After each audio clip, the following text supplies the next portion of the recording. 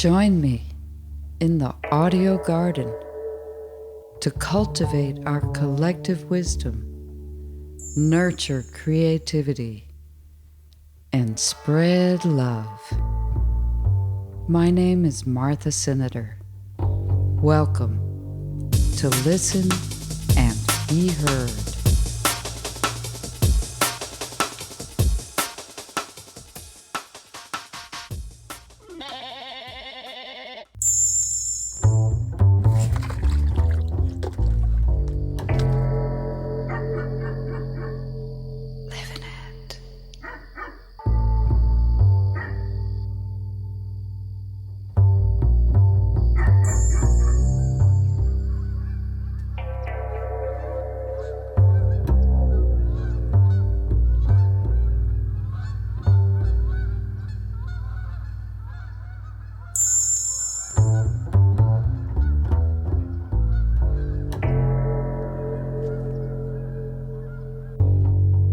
Hello and welcome to Listen and Be Heard, where we are creating community culture. My name is Martha Senator. My co-host is Tony Robles. Associate producers are Tony Robles and DJ Jeannie Hopper. Today, Tony speaks with Randy Gonzales, poet, writer, and community historian, about his latest book of poetry, Settling St. Malo. In the second hour, I return to a conversation I began with writer Nilsa Rivera back in episode 5 of this season, before Listen and Be Heard ventured into broadcast radio here at WPVM in Asheville, North Carolina.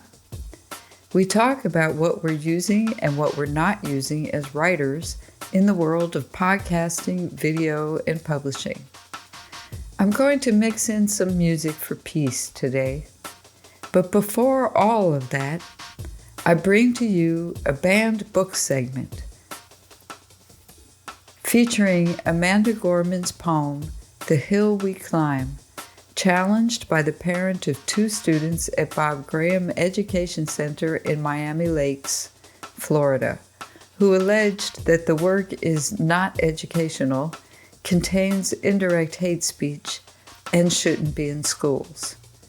After a review, the Bob Graham Education Center decided to retain the book, but only if it's shelved in an area reserved for middle school students. The segment is introduced to you with the voice of Yvette Murray, our guest on episode 27, when she said these words that stuck in my head, and Jeannie mixed up with some music and background vocals.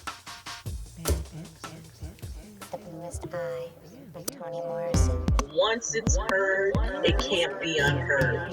Once it's published, it's not going to be unpublished. Once you read the poem, you can't unread it. No matter how an individual may try to push it to the side, forget about it, it's still in there. And it's the words, the meaning, the feelings behind it are taking root in their psyche, and they can't get rid of it. This book is gay by Juno Dawson.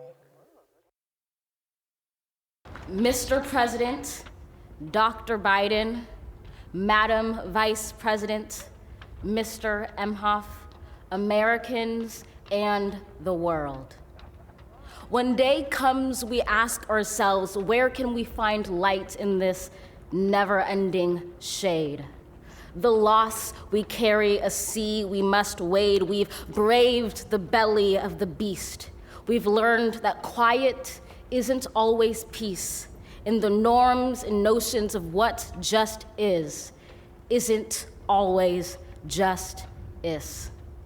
And yet the dawn is hours before we knew it. Somehow we do it. Somehow we've weathered and witnessed a nation that isn't broken, but simply unfinished. We, the successors of a country and a time where a skinny black girl descended from slaves and raised by a single mother can dream of becoming president, only to find herself reciting for one.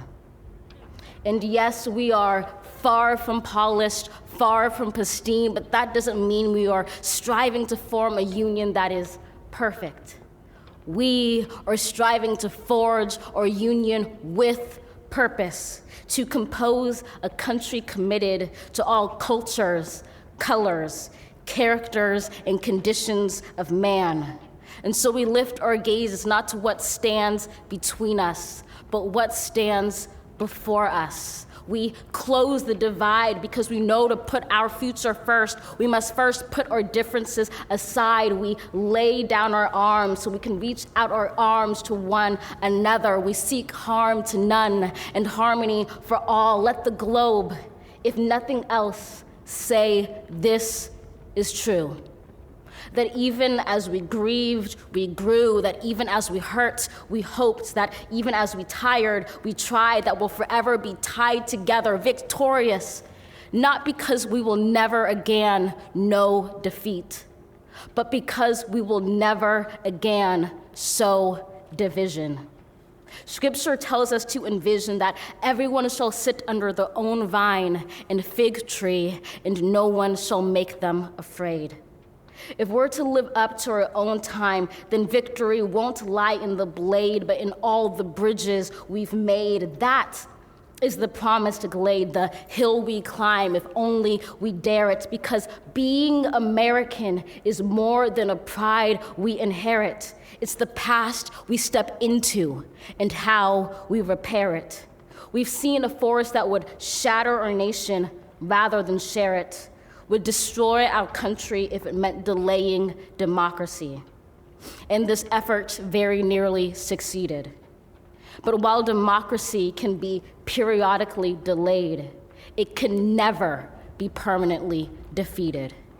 In this truth, in this faith we trust, for while we have our eyes on the future, history has its eyes on us. This is the era of just redemption. We feared it at its inception. We did not feel prepared to be the heirs of such a terrifying hour, but within it we found the power to author a new chapter, to offer hope and laughter to ourselves. So, while once we asked, how could we possibly prevail over catastrophe? Now we assert, how could catastrophe possibly prevail over us? We will not march back to what was, but move to what shall be, a country that is bruised but whole, benevolent but bold, fierce and free.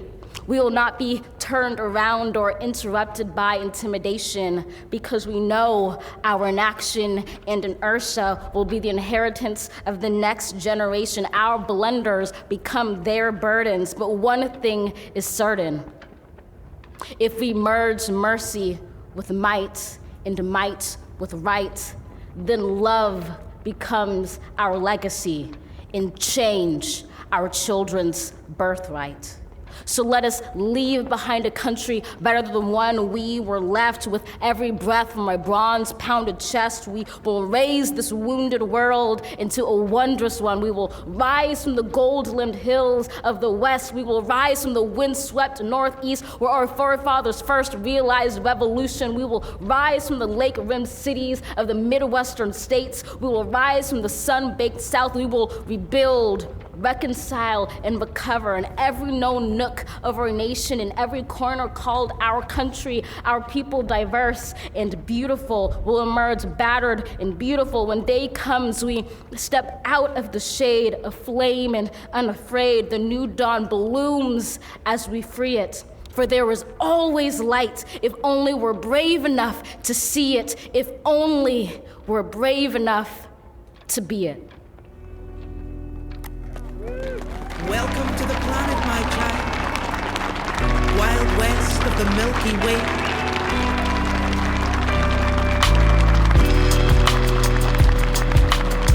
Before you undertake this crazy trip, you should know every inch of you's a latent controversy. From the hair on your head to the spots on your chin, the color of your cradle, the shade of your skin.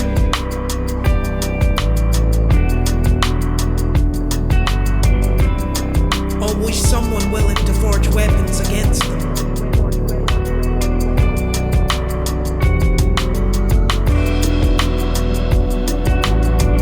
Looking to shatter you so they can name the scars for you, spawning sickness so they can sell the cure to you. Despite the million-quid pitch, our bodies are temples in the god complexes of the rich. But money will never have the power to make the earth spin.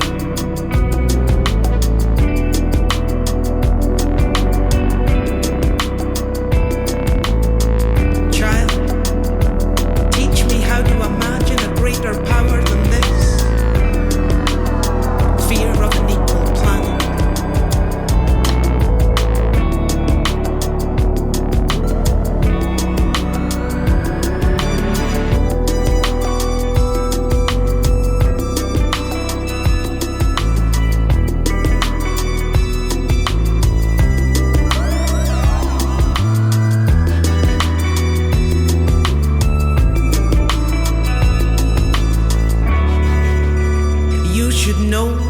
Fear is profit, profit is ravenous, a dark mirror held up to the hearts of all of us.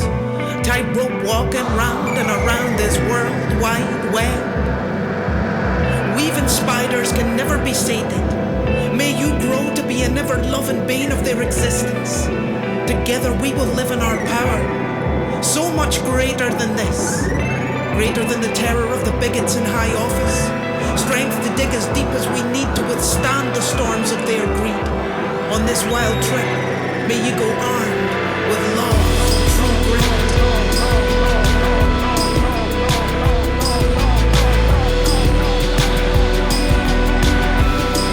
May your heart be an equal planet.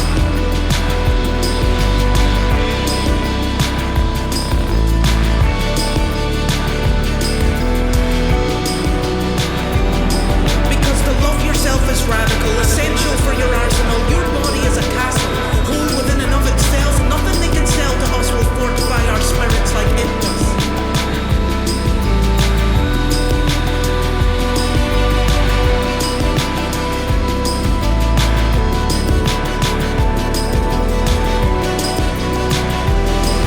And to greet the world fearless, with no divisions within. Oh, what a vision! Oh, how utopian to think. But it will never happen. Those whose being depends on the poison keep saying, but you, my child, may you be built different, be an ever-loving bane of their existence. And may your soul be an equal planet.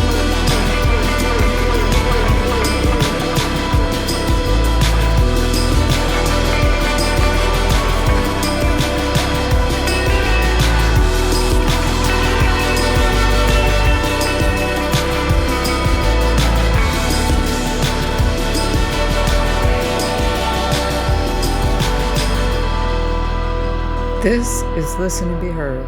My name is Martha Senator. You're listening to Fear of an Equal Planet by Warriors of the Discotheque. Warriors of the Discotheque grew from a love of lo-fi music and electronic culture between artists spread across Ireland, France, and New York.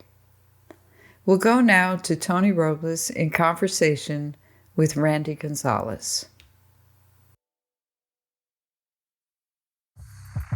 Why must you torture me so? Why must you torture me so? Why must you torture me so? Carnival Queens. Big to-do to crown Miss Philippines, to reign over the carnival ball, sit on the throne of Mardi Gras. Anyone could vote as many times as they wanted for a penny. Relatives send money orders from around the country to have a queen in the family. Each week the tally counted so you knew how many cents you needed to move ahead. If not the queen, maid of a Philippine province, Miss Luzon, Miss Visaya, Miss Mindanao, or the lodge, Miss Dimasalang. Escorted by teenage dukes, grade school pages, each dress decorated to tell a story, narrated by an MC as they waltz across the ballroom floor. A prelude for Mardi Gras Day, when thousands will call and wave as they parade by. A celebration to never forget of being Filipino and being of Louisiana.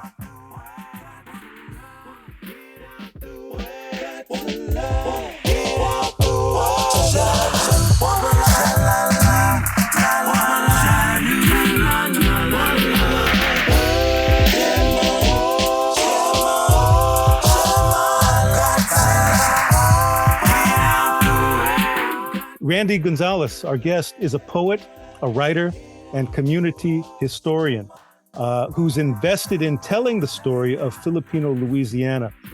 He was born and raised in New Orleans with little knowledge of his Filipino roots, but he has worked to reclaim and share the culture and history of Filipino Louisiana. He's an associate professor of English at the University of Louisiana at Lafayette, where he holds the Dr. James Wilson BORSF Eminent Scholar Endowed Professorship in Southern Studies. And as an officer with the Philippine Louisiana Historical Society, Randy wrote the text for the historical marker to commemorate the Filipino settlement at St. Malo. Randy Gonzales, welcome to Listen and Be Heard Radio. How are you today? I'm fine, Tony. Thanks for having me on. Well, your book is a new book. It's Settling St. Malo, and it is a historic journey in poetic form. Now, I want to ask you just first off, where did this journey begin for you personally? I guess personally, it began with, I showed my grandmother a book. It was Marina Espina's Filipinos in Louisiana. Mm-hmm. And she looked through the book and she, you know, we're Filipino and I knew she was Filipino, but we didn't have any deep connections to the community. Mm-hmm. So I thought I was sharing this story of the Filipino community in New Orleans.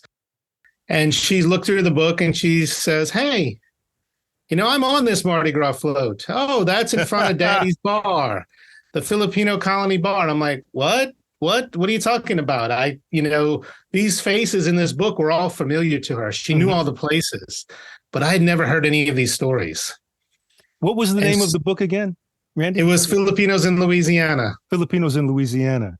Okay. Yeah. And I guess you came upon the book by chance, or were you looking, or? I heard about it. It was, the book that kind of introduced our generation to St. Malo. St. Malo is the place that's always being discovered. And so I got it from the library. They had to do an interlibrary loan, and I got it, to the house, and I shared it with my grandmother one day. I wish I had got it early in her life where she could have recalled some of those stories more vividly. Mm. It was kind of later in her life, so we didn't get to go over much of it. And she didn't really remember details, right? It was a part of her life that had passed. And she's like, oh, Randy, this isn't important stuff. Let me tell you about my job or the things I did and how bad your dad was, stuff like that. And for me, it was really important because I'd always, wondered, I was curious about my, Filipino heritage, and there was no answers, right? Yeah. Growing up Gonzales in New Orleans, it was like everybody assumed I was Latino. Right. Yeah, I know. I get the same thing when, you have that look, you in the Spanish name. No, I can totally understand where you're coming from with that. You said that, you didn't have a deep connection to the community. When you were embarking on the project, or even thinking about, getting into it and making that happen, in terms of a deep connection, what did that mean to you? I mean, what did a deep connection look like to you as you were embarking, or were kind of, your curiosity was up and you felt like maybe there was a void there? I had no idea what I was thinking at the time when it comes to a deep connection. Mm-hmm. And And I guess I even resisted that at first. I went to the Philippines, met some of my ancestors, and just like Filipinos do, they welcome me as family. And I'm like, oh, but I don't really know you that well, right?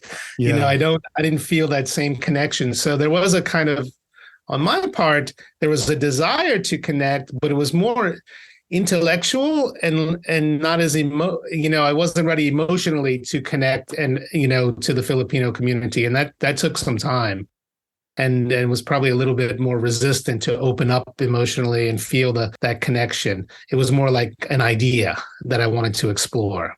It's funny that you bring up idea because, you made me kind of think of an autobiography, the autobiography of Langston Hughes called The Big Sea, where he goes on a ship and he goes to Africa, right? And he sees all these things and he says, well, he gets into this quandary where, like Africa was an idea, right? I always, he held it close to him and he had an esteem for it. But his life, he says, was Harlem, was all these other, right. was all these other places. In the acknowledgement of your book, you credited a colleague for teaching you how to think like an anthropologist. Did this type of thinking conflict with your poet's mind? No, I don't think so. I think it was, and it shows probably in the work where it allowed me to keep a distance, but and not be maybe too emotionally invested in what I had to say, and look at the archives, be with the community, and not feel kind of pushed out at times, and not let my emotions deal with anything that was, at stake in the research. So it kind of goes back to that. It was a good emotional distance for me as an academic. In some ways, I was able to view, and I've learned to go in and out as I needed to, right? And to be part of the community and to celebrate, and then to kind of sit back and think about what it meant in the bigger picture. I guess looking at it from that point of view, that vantage point, you were able to kind of maybe navigate more effectively, maybe? I don't know. Yeah, navigate more effectively, just being comfortable on the margins at times and not needing to be in, letting people, I don't speak much Tagalog, and, and so just letting people talk and be there and not try to be in the middle of things. It allowed me to kind of skirt around the edges a little bit and just be there and feel the experience and recognize where cultural things were happening. That if I was always kind of centered in the middle of the conversations, you don't recognize everything that's going on. So just to be that kind of observer, but, still feeling connected to the community and always wanting to represent the community as best I could. Right.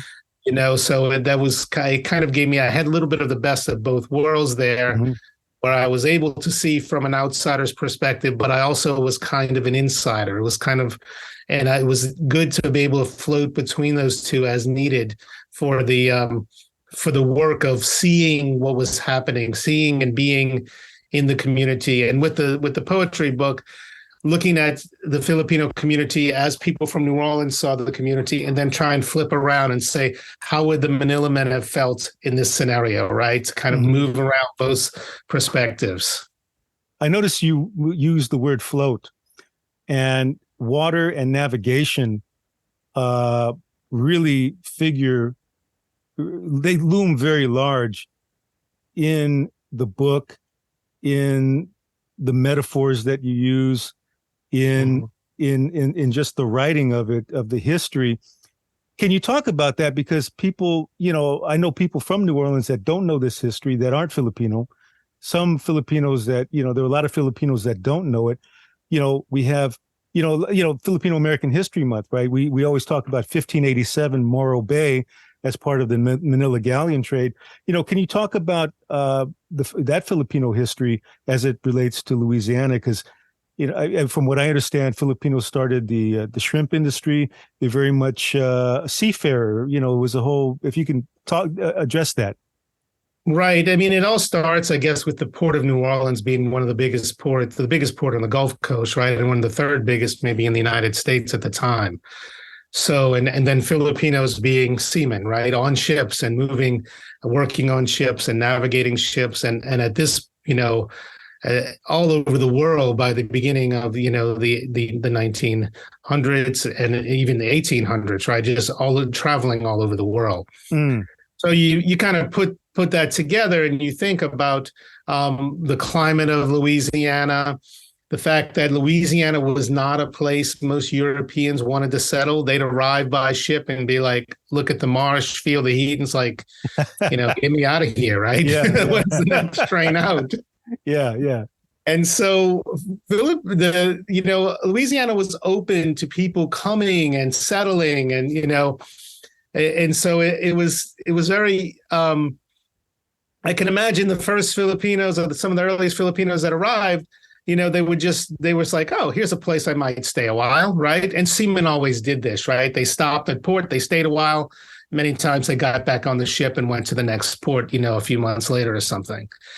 Well, there was a large enough community of Filipinos that decided that Louisiana was a good place to be and they would stay. And so this is how villages start to develop, right? Where they start to have their own villages on the coastline where they can fish and shrimp. And at first, maybe just sustenance, right? They're just, living off the land kind of thing.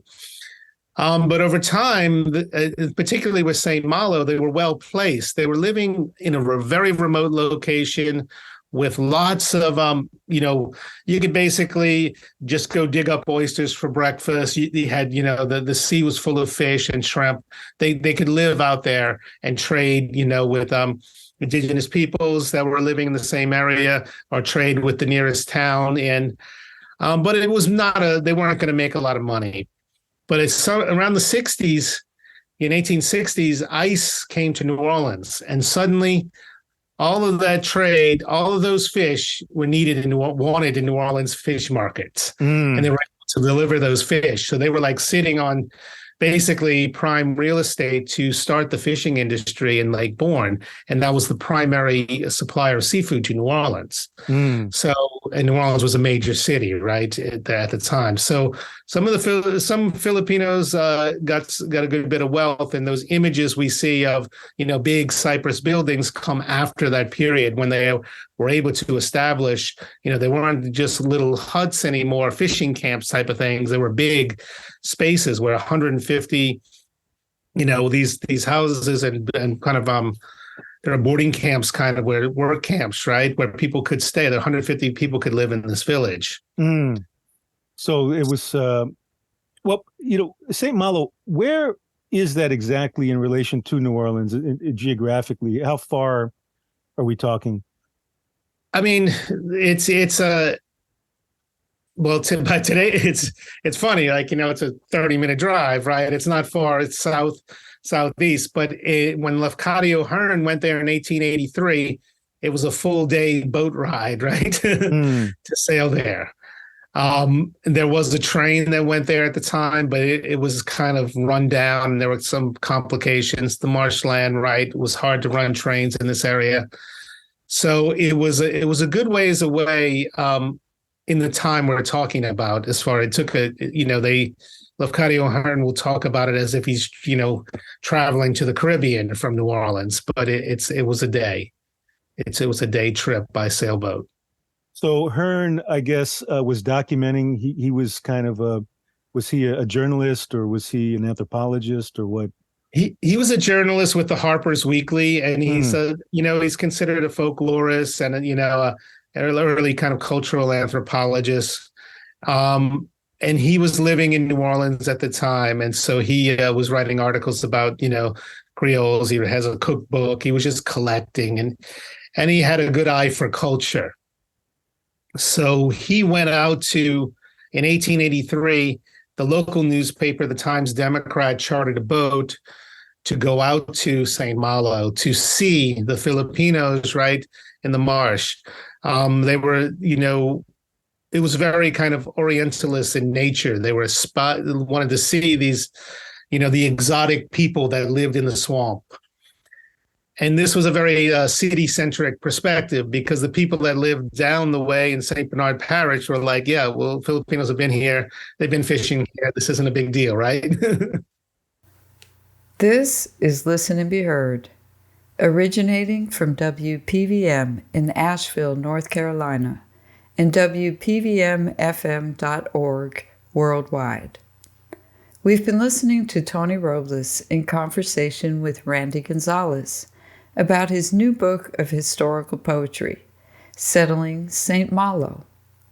Coming up later in the program, a conversation with Nilsa Rivera about multimedia writing, and also a bit of conversation from the archives with Laura Langnick and Meredith Lee, who will be my guests next week for another 2-hour special about what you can do to be resilient in the face of climate change. But we'll go now to listen to Randy read from his book and the conclusion of the interview.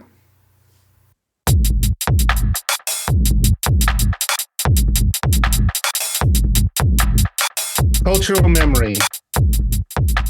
She'd like to tell of my teenage father who drove her Mercury into a street light. She chased him with a stick or bat or just a fist down the street. When she talked about love, Enrique wore a deep green suit. Snaky, a term of endearment for the way he slides and sways to the music. Your grandpa could really dance. You had to coax the years from her, to go beyond the bookkeeper. Don't need no damn computer to keep the books. Stories she wore best recalled Evelyn the welder, single mom with 3 young children, works at the shipyard doing what she can for a world at war. She struggled to remember the Filipino colony bar, dances at the Italian hall, resisted descriptions of her barat saya, or the youthful enthusiasm of tossing paper flowers into a screaming crowd. She talked about Filipinos as if recounting a history that didn't include her. That's what a Filipino guy told Mama. Filipinos would all gather for weekend dances. So did she. We must account for this slippage, make sense of her at my father's school, offering her complexion as evidence of his whiteness to counter brown on his birth certificate.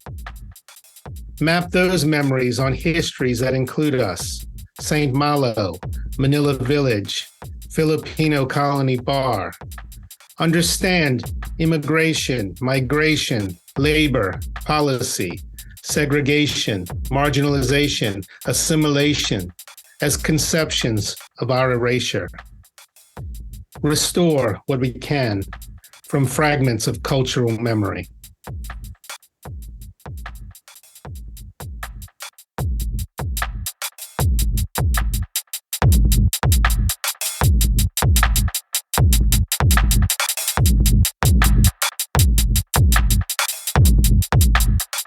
You had worked a long time on this book.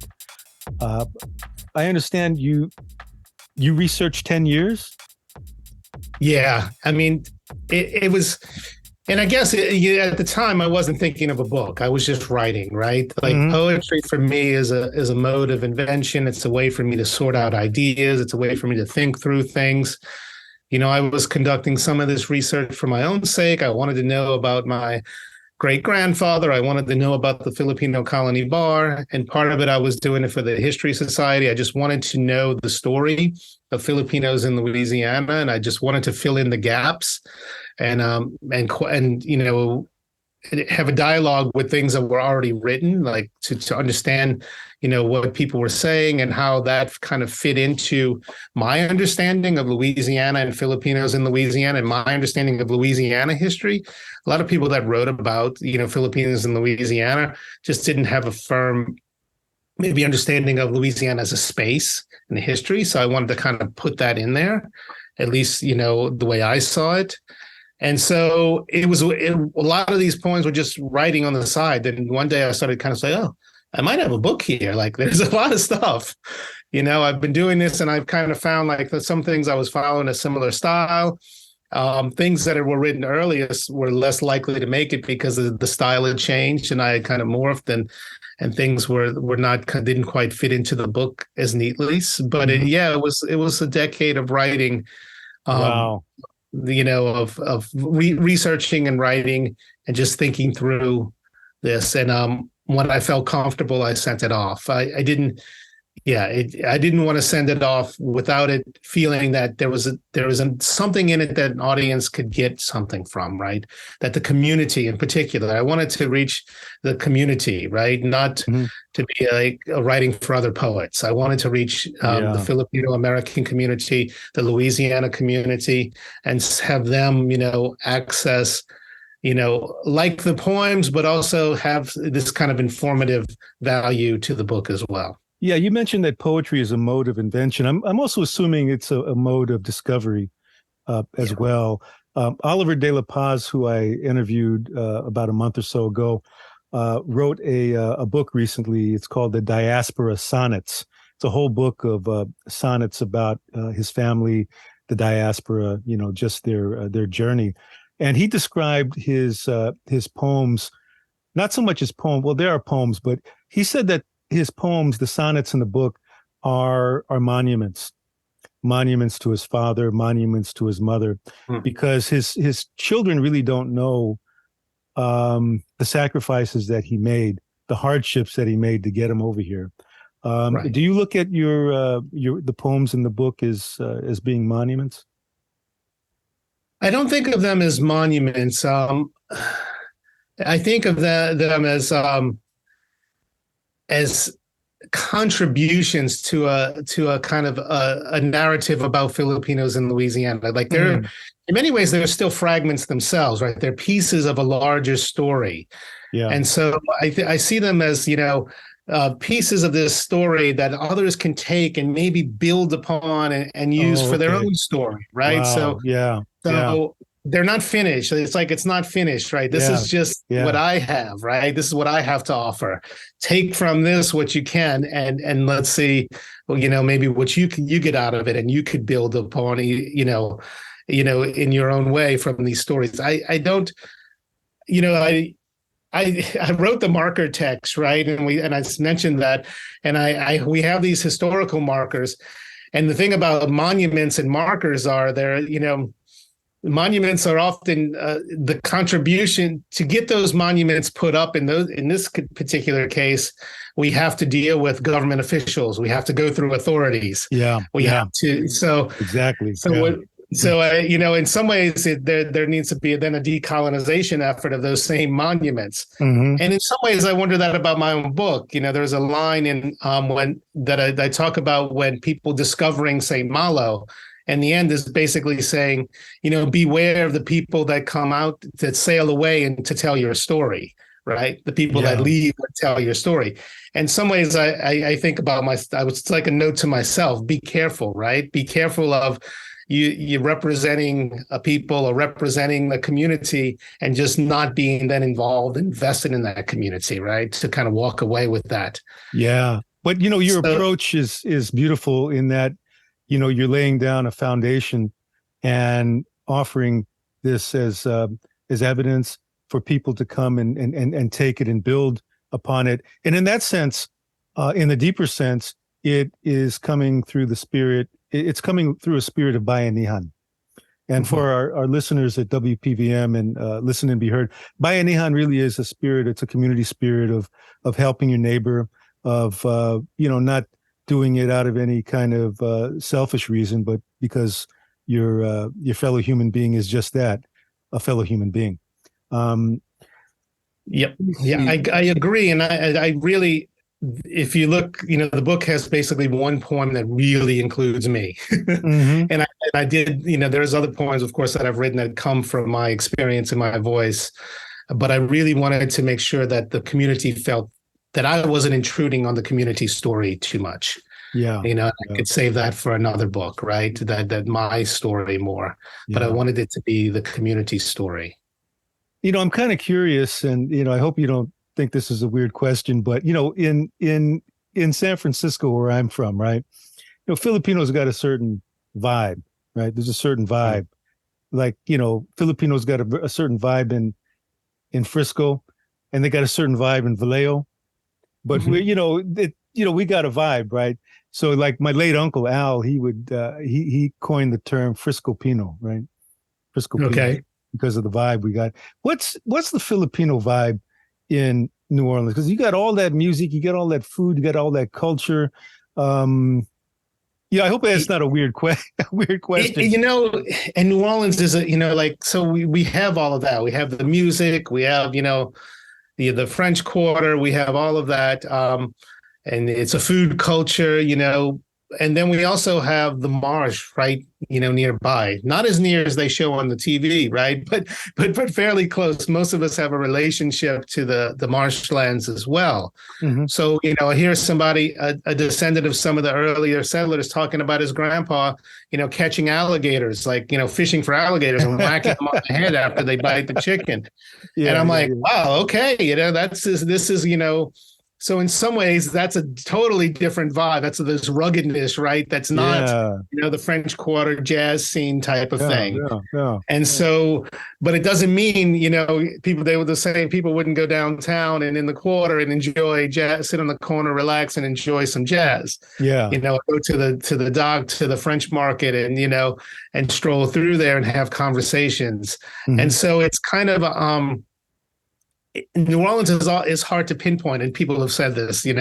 It's the diversity of the people and the diversity of the space as well make it unique in its own way. And so it's I don't know what that vibe would be, and I know if I said there was one thing, I'd be excluding a whole bunch of other people that have a little different vibe, right?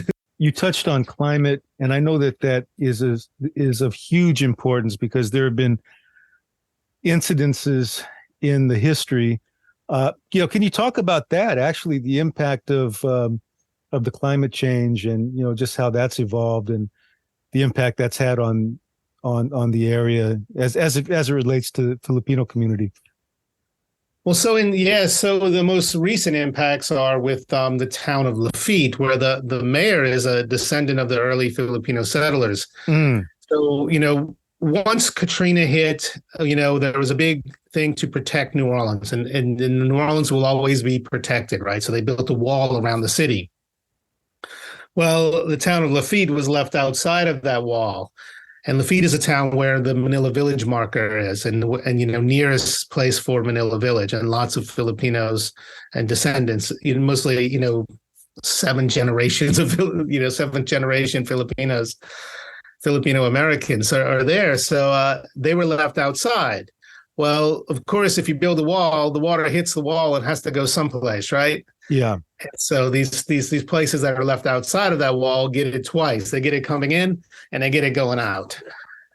And so, it is part of that kind of selection of protection. Like somebody, the certain spaces will be protected and we'll invest in, and other spaces won't be. They'll be left out. And that's always been the case with the marshland area, these kind of marginalized spaces that will be left out.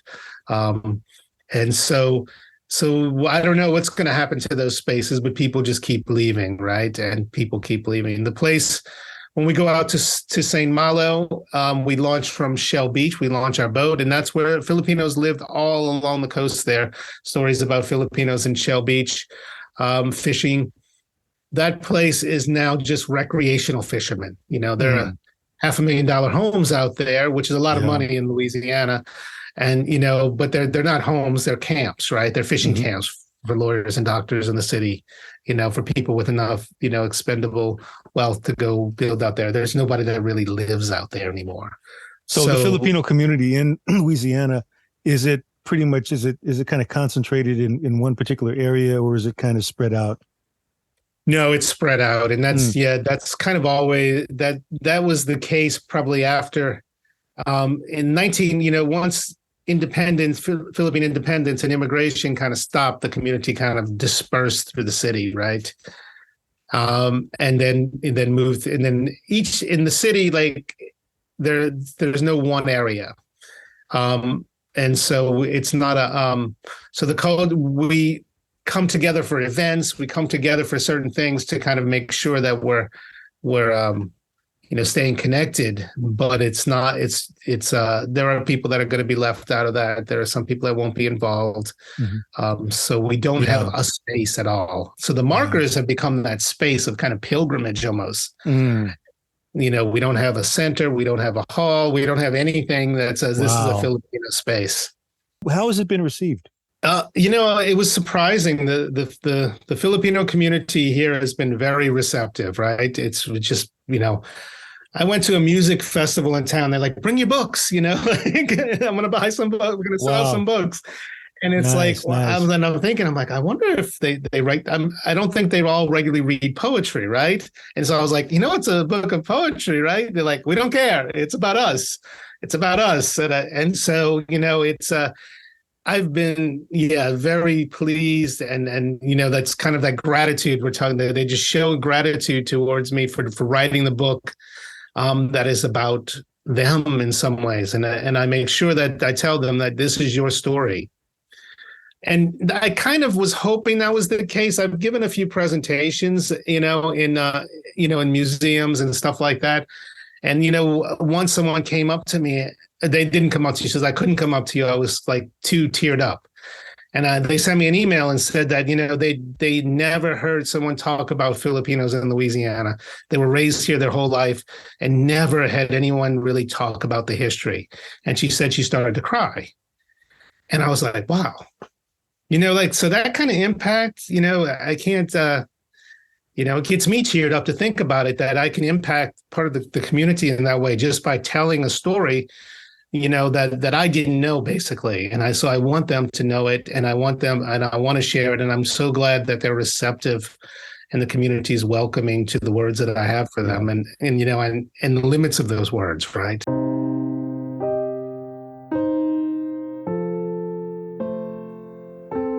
One, St. Malo, 1883.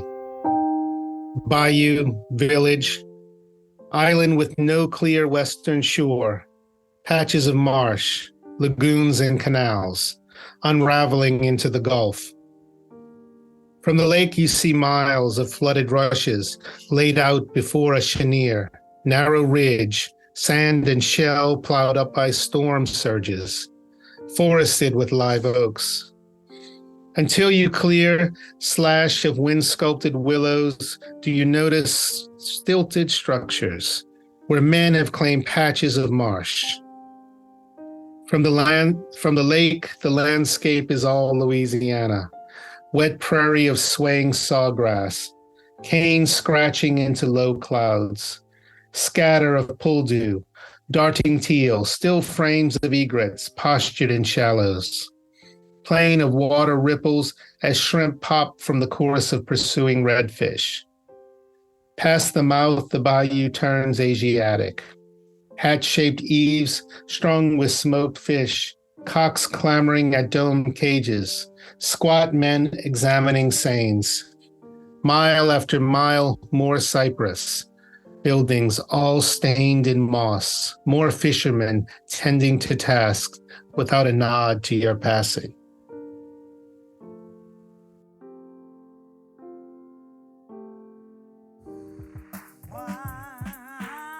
Now, for people that want to get the book, how do they go about you doing can purchase it at ulpress.org. That's yes. University of Louisiana? Yeah. And so the University of Louisiana Press, it is available on Amazon. They keep running out. So UL Press will have some if they don't have any at Amazon. And you can. So it's available at some online outlets, but they have been kind of short supply. They've been going fairly quickly, and it's been hard to keep some of the major bookstores supplied. So I'm happy and sad about that. Yeah. Right? I'm happy it's selling. No, I hear you. And I understand you have a website. So what's your website? If you want to know more about Filipinos in Louisiana, it's FilipinoLA.com. So it's like Filipino. FilipinoLA.com. FilipinoLA. And then my personal website's RandyGonzales.com. Again, this is Settling St. Malo. We've had as a guest this afternoon Randy Gonzales, Gonzales with an S.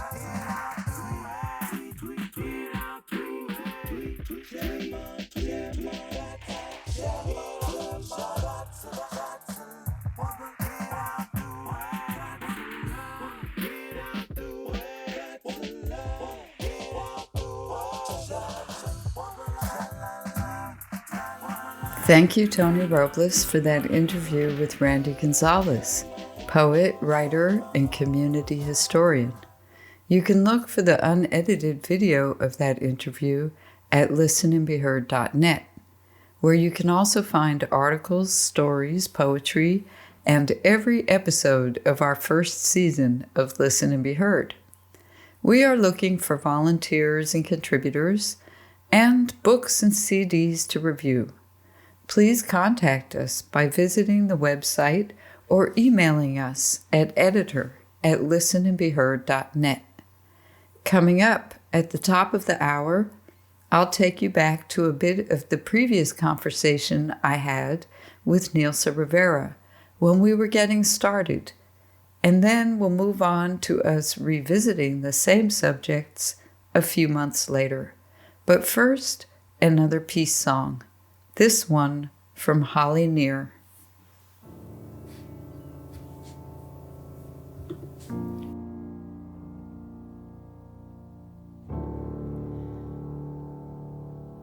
Ancient eyes are watching in the night. The stars come out to guide the way.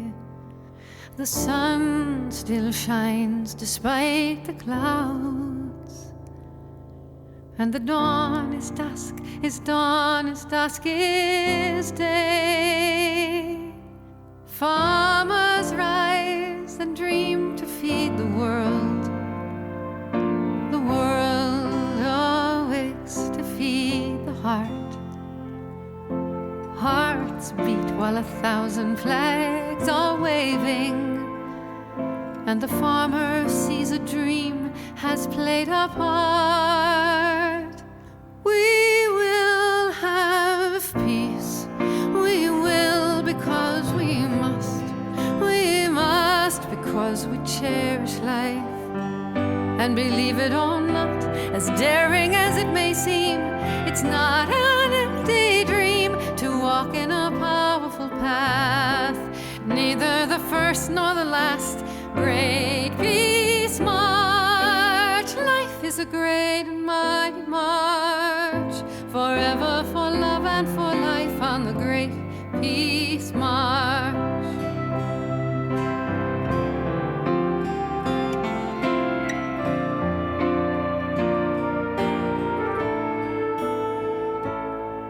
Are you black like night or red like clay?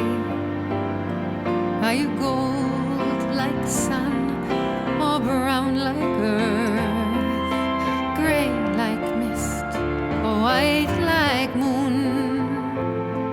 My love for you is the reason for my birth. Peace can start with just one heart. From a small step to leaps and bounds, so what becomes a race for time, and a brave child calls out from the crowd. We will have peace. We will because we must. We must because we cherish life.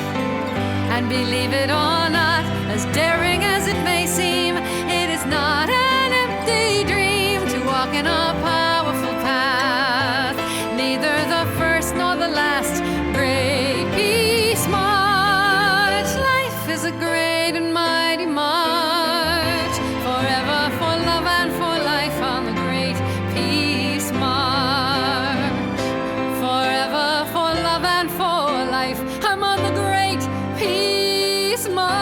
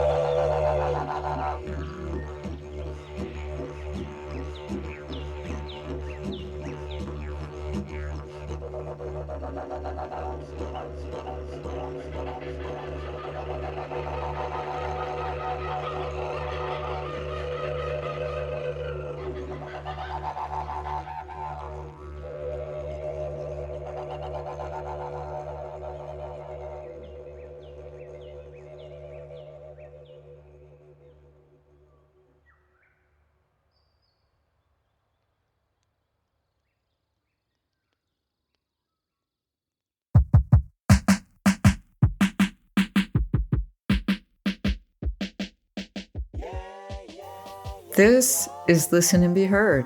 My name is Martha Senator. I mentioned to you that we are looking for volunteers and contributors to this program. We are also now looking for program proposals as we prepare to launch WLBH.org, a streaming radio station. Please consider how you might best use your talents as a producer, where we want to cultivate our collective wisdom, nurture our creativity, and spread love. Please query us at WLBH@listenandbeheard.net. We'll go now to my conversation with Nilsa Rivera.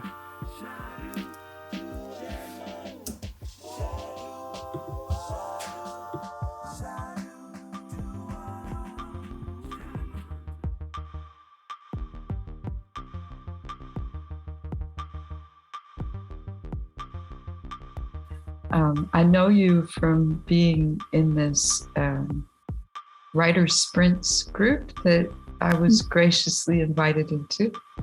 But tell me more about your background and your writing and what kind of writer you are. Okay, so I write primarily nonfiction and have been writing. I'm a late bloomer, right? So I feel like writing is my second career. My first career was very much into housing, public housing, affordable housing. So I've worked through all the spectrum of housing. So emergency housing, transitional to permanent, and subsidized housing. And at some point, I mean, I always loved books and I've always liked to write, but I was one of the writers who would write a short story and then hide it, and I just hide it from the world.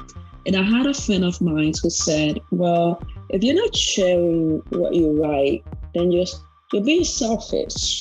And that really struck me, because I don't see myself as a selfish person.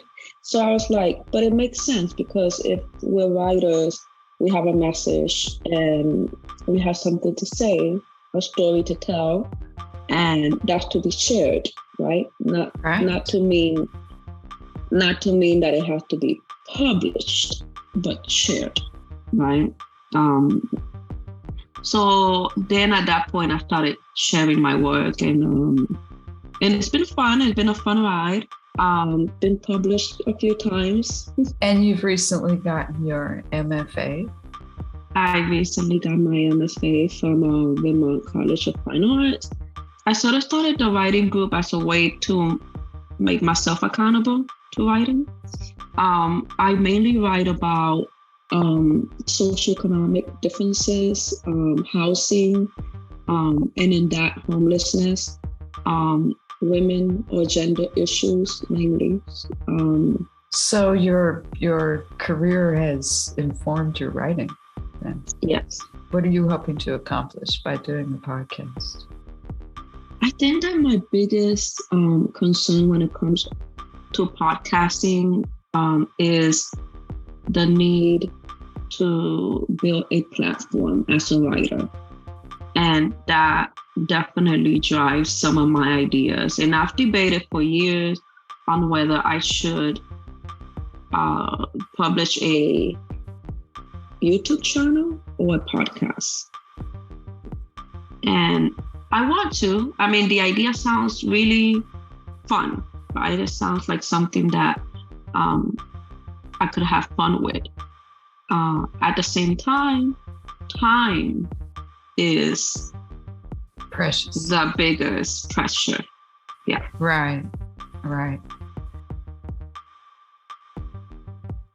I might be taking a bit of an obstinate approach to this because I want to host it primarily from listenandbeheard.net.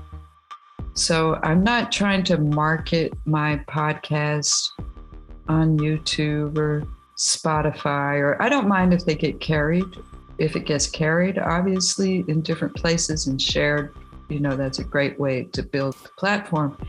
But the point is that I'm trying to create a community, our own community. When we go to YouTube or we go to Facebook or somewhere, they have their algorithms and they're kind of using us. they're not kind of using us, they're using us, to both for content and as data. We're all data to them. And my interest is more in just building our own community that's actually independent of that. And so I'm searching for all the different ways that people could come to listen and be heard, whether it's podcasting or publishing on the website or doing live videos. I think it's all something that I'm trying to get into.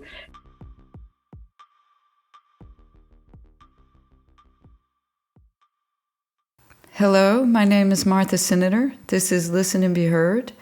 And I'm joined once again by Nilsa Rivera. How are you, Nilsa?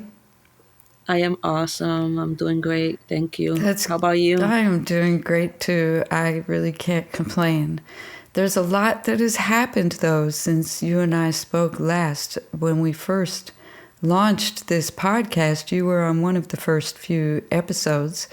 And at the time, we spoke about some different things that you were thinking about doing, mainly podcasting. And I had just embarked on podcasting and had not even become a radio show yet. So I wanted to touch base with you and see where you are today, because I think we were talking over the last few weeks that you're not actually so interested in doing a podcast anymore, and now you're more interested in Substack.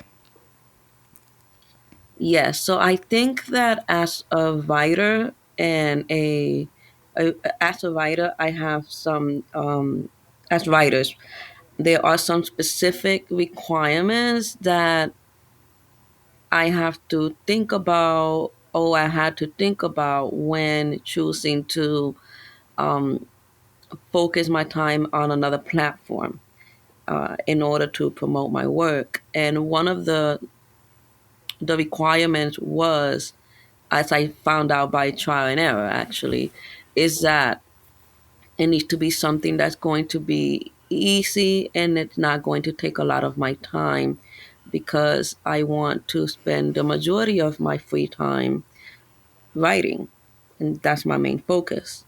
So I did try a YouTube channel, which I love the video format, and I think I mentioned that in the last time we spoke.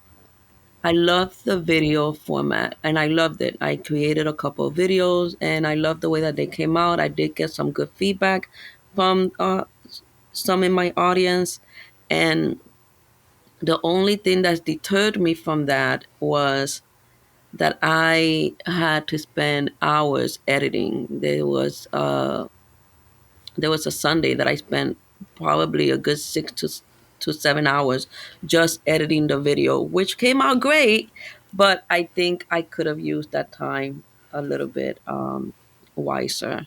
So then I moved to Substack, which happens to be I think relatively new platform. It's kind of like a blogging platform instead of a social media platform, where and a lot of writers are moving towards that. It's the new blogging system. Is the way I look at it.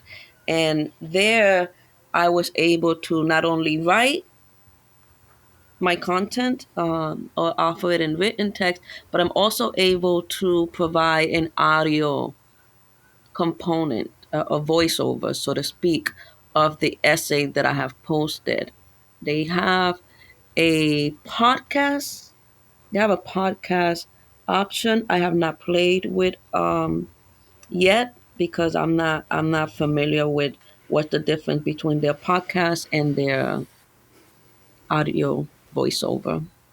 And So I'm that's not either. That's a good question to ask. And I think we were asking these questions last time we had a conversation. What is the difference between, say, a podcast and a streaming radio show, or a broadcast radio show for that matter, and just say an audio file? And I guess off the top of my head, I would say a podcast essentially just relies on an RSS feed for when you update a new episode that whatever service is serving that podcast can read your file and know that you've uploaded a new episode. So you can have a podcast that you produce at one of the big podcast places like Spotify or Apple or Substack, I guess. And when you update the file, then it will be available at those places. You could also host your own podcast and still have those places serve it. It's just a matter of updating what's essentially a text file that notifies everyone when you have updated a new episode. So if you're doing a podcast with Substack, then they would be hosting the podcast. And every time you did a new episode for it, then it would be available to whoever is subscribed to that feed. But so we spoke about that, and what is the difference between that and like radio, a radio show? And this is what I've been learning a lot about since we spoke last, because the podcast actually became a weekly radio show, and in the process became part of the station. WPVM in Asheville is part of the Pacifica Network. And so I'm able to not only offer the show as a podcast to all the different podcast providers, but now I'm also able to upload it to AudioPort, because I'm broadcasting as part of at a station that is part of the Pacifica Network, and so therefore I'm able to offer that show to audiences all around the country, at least potentially. If those stations around the country that are also members of Pacifica Network choose to download it and play it for their local broadcast audiences or their streaming worldwide audiences, for that matter. Yeah, I think that there. I like to try new things, so I am glad that there are so many different options for me as a writer to get my content out. It does take a little bit of time to sort of figure out a good workflow. I think you said it well. What is worth? Could I have spent my time in a more worthwhile way than editing video, as you said, for YouTube? And that's certainly why I'm not on YouTube yet. Although we do a lot of our interviews actually include video, and because they're done over Zoom or other conference platforms, we're using Squadcast right now. And so I do have that video content that I could offer at a later time if I find the time or volunteer to, do some editing and repackaging of that content. But I think repackaging, maybe I don't like that word packaging, but I do think we have to find ways to give our content as much legs as we can give it. So an example is the way we became both a podcast and a broadcast radio show. And I think that was a good move, and I'm really enjoying being back in the grassroots radio community. And that gives the content that I'm producing another avenue to be heard. I think another example is that we've been talking about creating a show as Listen and Be Heard inches its way towards being a 24/7 streaming radio station at WLBH.org. I think, if you theoretically produced a show for that, then you would be having already a show that essentially would also be a podcast. But then you could take that content and use it, turn around and edit it or use it in a different way or even the same way on your Substack podcast.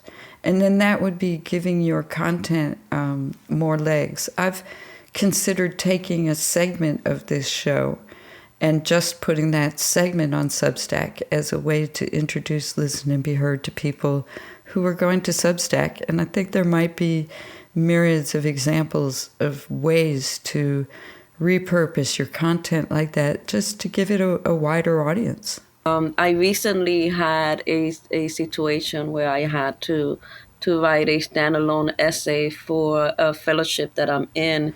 Yes. And I grabbed a scene from something that I had already written that has not been published yet, and sort of form an essay, a standalone essay around that scene. And I think that is what repurposing is, and it does extend outside of the page into the podcast and the radio station and the subtag and all these other options that we have in order to connect with our audience. One thing that I did want to talk about was this idea of being or producing a perfect outcome or perfect content. As I was researching YouTube videos to sort of come up with a format for mine, I noticed that a lot of YouTubers are doing videos where their dog might stepping into the frame, and they won't cut that piece. They'll just allow it, or maybe a child would come in and sort of take something from the mother's lap, Right, or just right. the cat might cross the camera, and those parts are not being edited. And I think that just gives a little bit more of authenticity to. I agree. I think a lot of that, we became much more accepting of all of that during COVID, when we even saw, like, maybe, some of the people we're used to seeing on the big networks in their living rooms with their kids coming in and out. And so that became more acceptable. Sometimes you will hear my rooster in the background. And we're living human beings on Earth, and personally, I don't like to sanitize that. I think it's there's something wonderful about seeing people in their natural settings, and it can be revealing, maybe sometimes too revealing for some people, about their character, just to see a loving family around them or whatever it may be. But video is still, not only is it time consuming, these are huge files. And my personal love affair is with audio. But audio can be time consuming too. And I do want to go back to what you said at the start about having time to write. We're both writers. This show is for writers and readers. And I know that I sometimes get caught up in other projects, like Listen and Be Heard streaming radio, and it can be time consuming, and I have to constantly be aware that I'm doing this partly because I am a writer, and I believe that writers themselves are a network, and we need to empower that network, and that keeps me motivated. But if I don't keep that balance with writing, then I start to resent it, all the other things that I'm doing, because I feel like it's keeping me from writing. So it's very important to find that balance and try to figure out what you really can handle on a regular basis. And this was emphasized again to me when I spoke recently with the editors of some journals, Posit Journal and Willowa Journal, which are both available online. And those editors also talk about the time-consuming nature of the task, and that they are also doing it because they are writers and they're motivated to give voice to writers. I love the opportunity to get to talk about Posit, because it is truly a labor of love in every way, and has been from the start. So I guess, I'm a working writer, but I've also always liked some interactive element. Teaching and editing are very related to me. I've done both. And I worked to found more than one other journal with other people. And then I was invited to guest edit other journals, or I worked as one of the editors on other journals. So I had a lot of experience on the editorial side. And at some point I thought, I know a lot of the parameters and I have my own inclinations and aesthetics and, time to do this myself, basically. This is pretty nebulous, so excuse me, Martha, but it does a degree of quality, partly inspired by the prompts, but inspired by people who continue to submit. So there is an ongoing community of people who continue to submit, and there's a good mix of people who've never submitted a poem in their life or who are very well established and just take a dodge and say, okay, I'm going to try this. And so I get some really amazing writers too.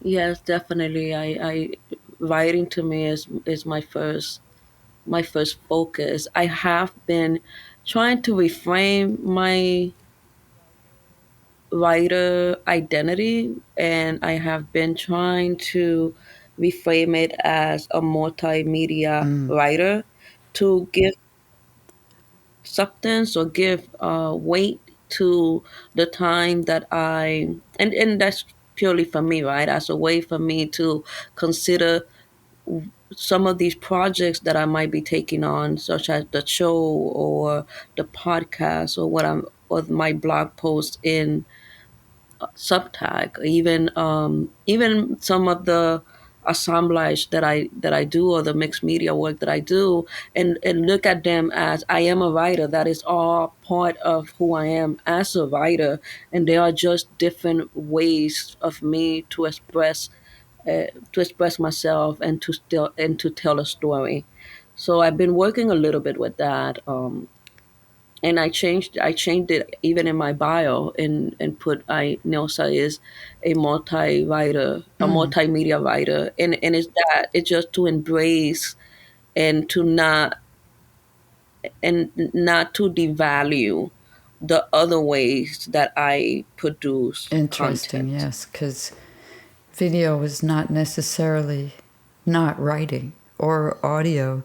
And actually, audio rights, audio royalties are a separate thing from print. So again, it's another way to give legs to what you're doing. But so what are you doing on Substack? Where can they find you on Substack, and what would people read there? So my Substack is at Nilsa. So it's substack.com at Nilsa. And I post reflections about writing, reflections such as the conversation that we had today. I write a lot about housing naturally, which is one of my biggest obsessions. But I also write about maybe struggles that I am encountering in my writing. For example, I am just releasing a series that talk about writing about the other and some of my own struggle as a writer of color in writing about other individuals, other people of color, and just sort of my thinking process. And instead of the normal or maybe the popular blog post that gives you tips on how to write about some things, I sort of just write what my reflections and struggles are in a way to just show, to connect with my audience, but to also connect with other writers. And it sounds like you're shedding some light on not maybe what you think everybody else's internal struggle is with writing, but your own internal process. And that probably is sort of a universal thing, even though we each go through it in our own way. Definitely. Last time we spoke about Spotify and YouTube, and you seem to have let both of those go in favor of Substack, for now, anyway.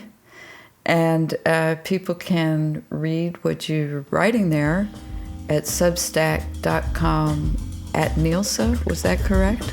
Yes. And I hope that people might go there and continue the conversation. And I want to thank you for joining me today, Nilsa. Have a weekend.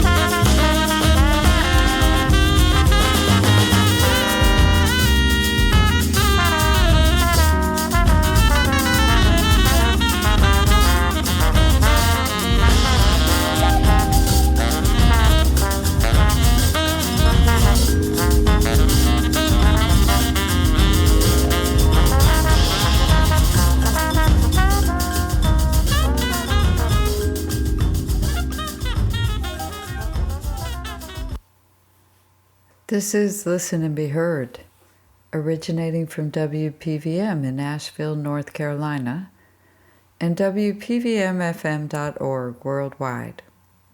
My name is Martha Senator.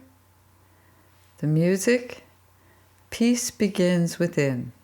That was Sarah McFarlane, a multi-award-winning singer-songwriter in the UK. She melds multiple influences from jazz, reggae, folk, new soul centered in lyrically conscious songwriting. And we're going to go on to hear One Day Without War by Raul Midon from his 2020 album, The Mirror. He's a Grammy-nominated singer, songwriter, guitarist, and engineer, known for his guitar skills and his ability as a performer to mimic horn instruments with his voice. He was awarded the Disability Rights Ambassador of the Year Award. And also we'll hear With Peace and Harmony, featuring Steve and Sue Ann by master musicians from P-Funk and United Sound Detroit, a cosmic jazz funk adventure. And I thank DJ Jeannie Hopper for providing me with those. And we'll also go on to hear a bit of conversation from the archives with Laura Legnick and Meredith Lee, who will be my guests next week for another 2-hour live special from the studio about what you can do to be resilient in the face of climate change.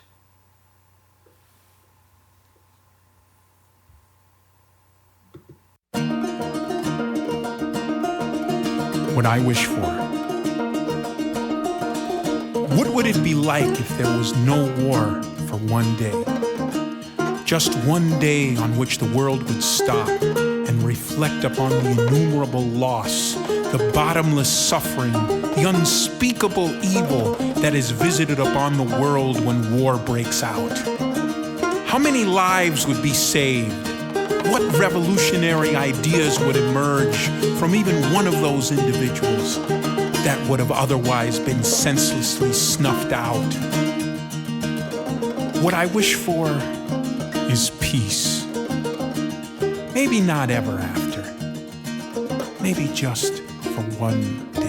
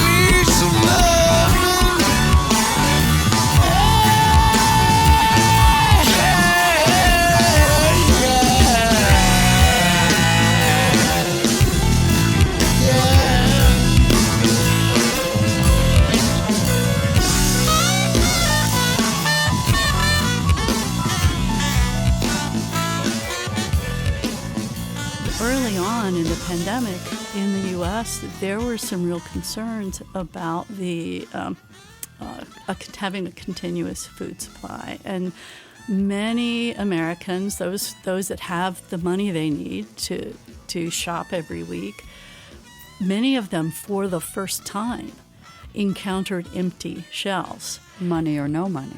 Money or no money, that's right. And I think, and that really, from where I stood in the pandemic, that really caused some folks to step back and think about the food system, how they're fed, who feeds them, and the kinds of effects that were being felt all through the food system during the early days of the pandemic. From my perspective, the global food system, which has been promoted to us as a secure way to maintain a good supply of diverse foods all through the year, and a very reliable supply of food, shuttered. Mm-hmm. It shuttered for the first time in my life experience as well. And I think this and it also, in that shuttering, or in that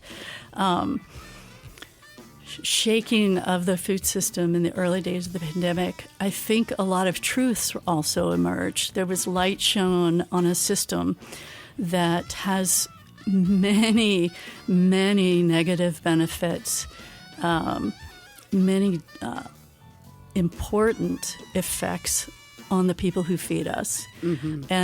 and many unfortunate effects on the people who feed us. And I think that in that time, it was a very special time for me as someone who's interested in foodways and interested in transforming the way we eat. Within the context of climate change, it was a way, it was a time in which I got a richer idea about the kinds of changes that needed to be made. Mm-hmm. And I just couldn't make a few changes to this book. So enter Meredith. Yes, so enter Meredith. And how did this seem to you when, I guess, Laura came to you with this? What were your first thoughts about how she should approach doing this revision?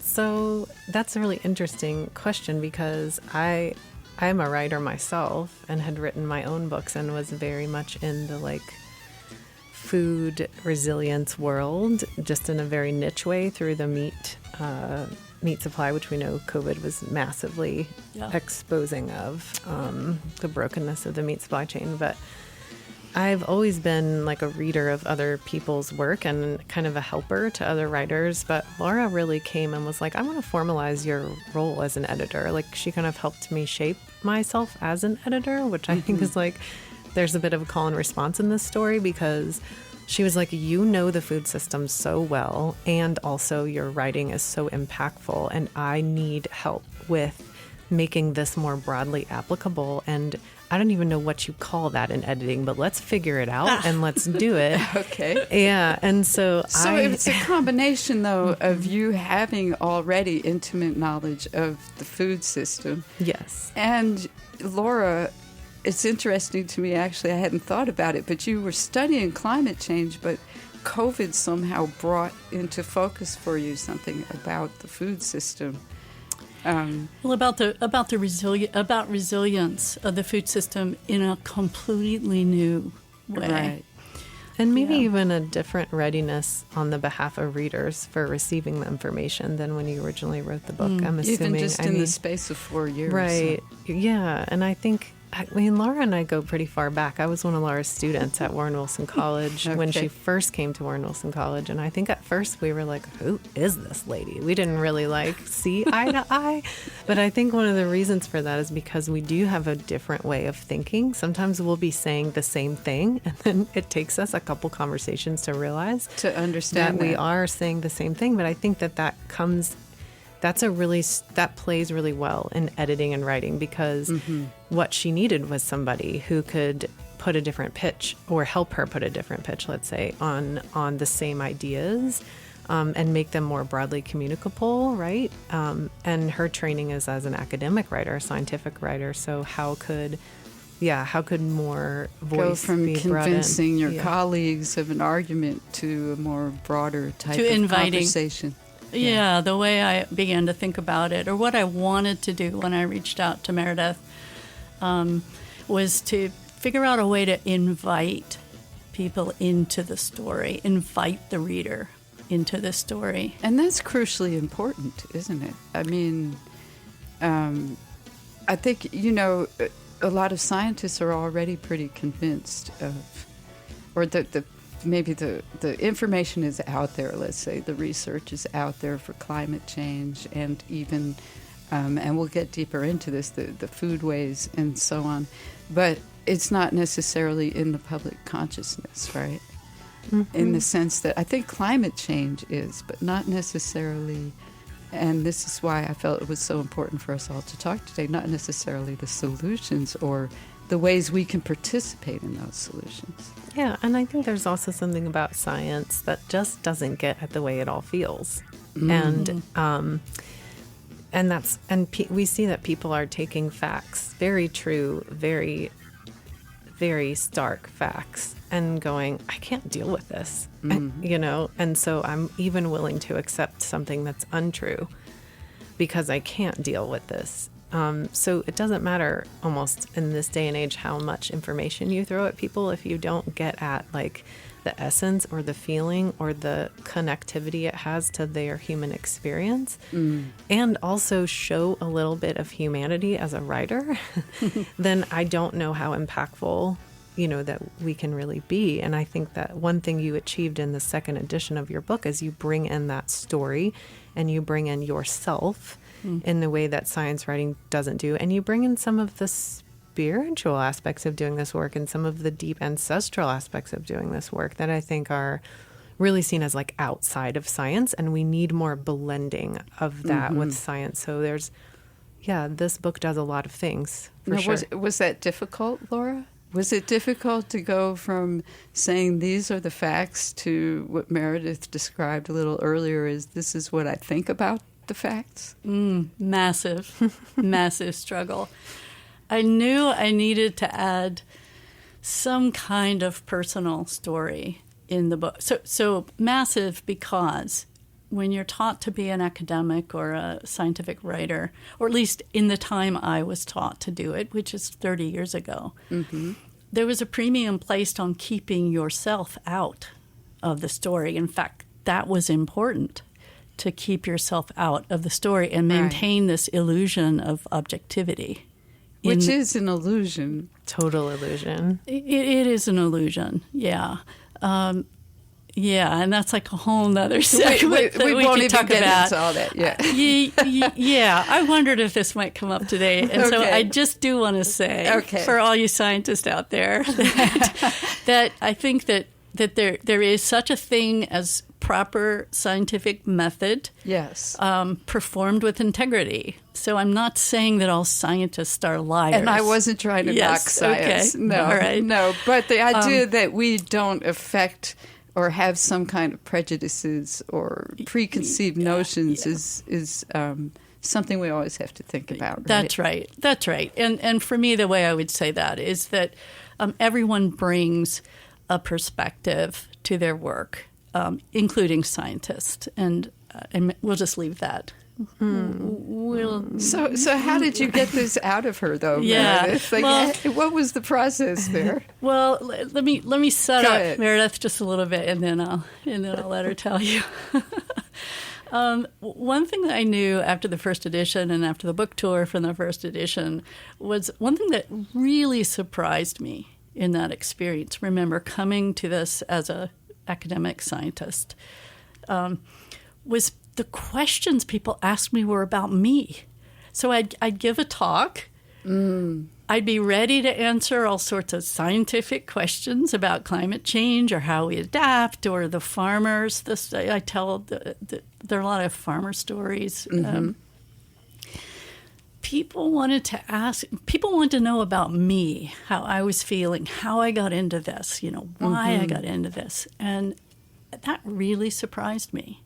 And I think that is the best example I can give for how far I needed to go. I see. As a writer. I think that goes back to the objectivity thing, because I think what people long for with a quote unquote objective knowledge is like, how do I interact with this? Like, I don't. How do I use it? No. And the one person who's the authority on it is like not giving me the synergy that I need to witness in order to understand, like, how does this come alive? Mm-hmm. And so I think like we're about to talk about holistic thinking, systems thinking, resilience, like things not being reductionist or pieces and parts. And so I think similarly, like, I look at a book as an organism, like there's a heart to the story, there's bones to the story, there's like, it's metaphor for like an organism.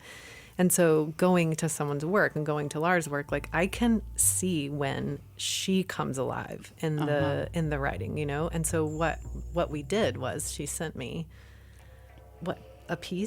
initially a piece of it, or the whole thing, Well, or maybe pieces as I was working on them. And I had read the book before, because like she was my mentor and my professor. Thanks to Tony Robles, my co-host and associate producer, and associate producer DJ Jeannie Hopper. Thanks to J. Rodriguez Sierra for the music that he provides to this show. You can find out more about him at jrodriguezsierra.com. Thanks as always to Davian Dial for the opportunity to bring Listen and Be Heard to Asheville, North Carolina, and the Pacifica Affiliate Network. My name is Martha Senator. I want to thank you for listening and the opportunity to be heard.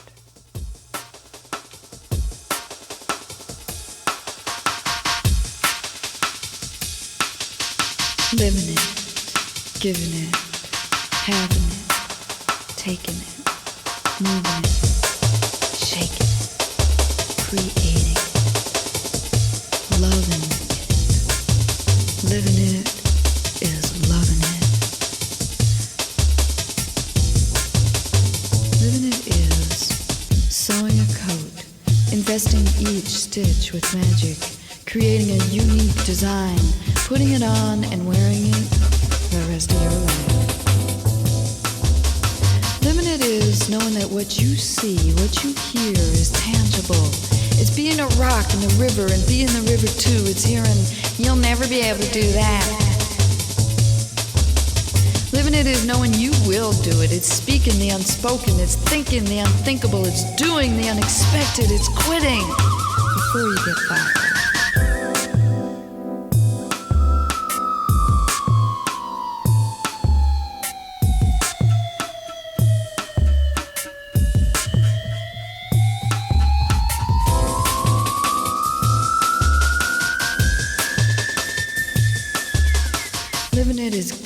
Giving it is having it is taking it is moving it, shaking it, creating it, loving it. Living it is loving it.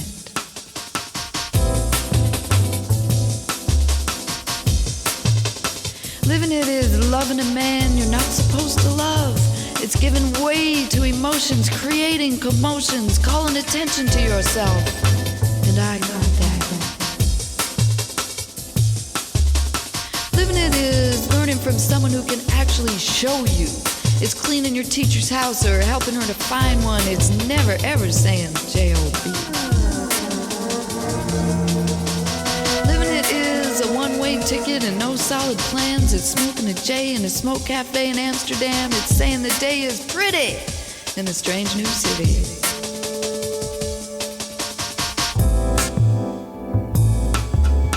Living it is giving it. Giving it is having it is taking it is moving it, shaking it, creating it, loving it.